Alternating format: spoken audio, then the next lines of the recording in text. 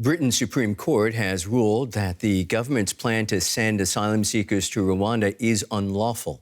The ruling is a major blow to Prime Minister Rishi Sunak, who's made tackling illegal migration a key policy pledge. He says he will consider what steps his government will now take.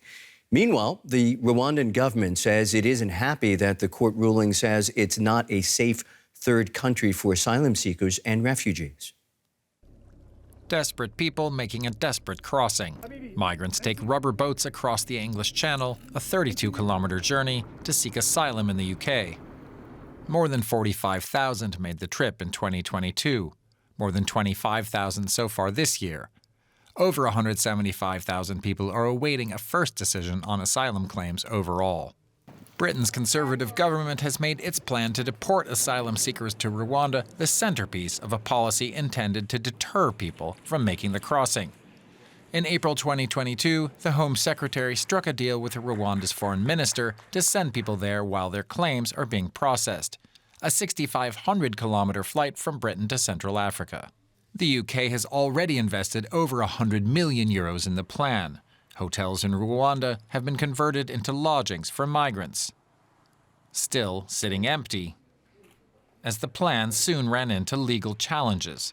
The first flight scheduled to depart a military airbase in June 2022 was aborted, and an appeals court has since ruled the plan unconstitutional.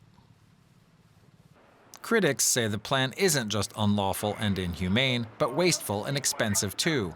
One government assessment says that removing an individual would cost £60,000 more per year than keeping them in the UK. It's also unclear just how much of a deterrent effect the plan would ever have. Despite all that, there have also been calls from within the European Union to adopt a similar scheme. Eager to cut down on migration, other countries have seen the plan as a possible model. For more, let's now cross to DW correspondent Charlotte Chelsom-Pill, who is covering this story for us in London. Charlotte, what are the implications of this decision? This really is a hugely significant ruling. For those who've been campaigning fiercely against this, this is an enormous victory. But for the government, who really has been hanging its hat on this policy to send asylum seekers to Rwanda, it's a major blow. You've seen minister after minister on the airways over the last months saying that their policy was to, as they say, stop the boats, stop people crossing the channel, a dangerous, perilous journey. This was their answer for how they were going to deal with it. Now it has been ruled unlawful. Now we have had a response from the Prime Minister. He's saying this is not the outcome the government wanted. They've spent the last few months planning for all eventualities and they'll consider the next steps. It's unclear though how successful, if at all, any possible next steps would be. Some of the suggestions that had been touted ahead of this ruling included a few who said leaving the European Convention of Human Rights might be on the table. Unclear whether that would make any difference here. Also renegotiating the deal with Rwanda to address what courts have said are deficiencies within the asylum system, which could see asylum seekers, legitimate asylum seekers, returned to their home countries. Perhaps a renegotiation there, but at this stage this really is a major, major blow for a key government policy. How has this hearing been perceived by the public? Well, this was first announced, proposed 18 months ago. It's been hugely, hugely controversial. Public, lots very critical of this decision, some of this proposal, some branding it cruel. But of course, the government has suggested this, thinking that there are some possible voters who will support it. There is an election coming up expected by the end of next year.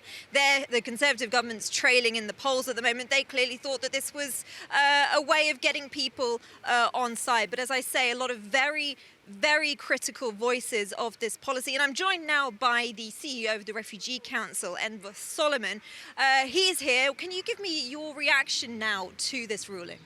I'm delighted by today's ruling. I think it's a victory for the rights of men, women and children that come from countries like Afghanistan, fleeing torture and persecution, simply wanting to be safe in the UK. And the court has very clearly said today that the government is acting unlawfully by wanting to send them to Rwanda.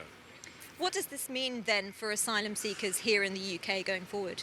What it means for people in the asylum system in the UK that we work with at the Refugee Council, it means that they will sleep a bit more safely tonight. We have seen a huge rise in anxiety, distress, trauma, on top of trauma they already have from what they've been through. They've been hugely distressed by the prospect of being sent to Rwanda. And I think there'll be a little bit of a sense of relief amongst all of us at the Refugee Council and all of those people we work with. Thank you. So as you heard there, relief from those who have been very, very critical of this proposal. Expect to see some friction within the government as they try and work out exactly how to go forward now. That's DW's Charlotte Chelsom-Pill in London. Many thanks, Charlotte.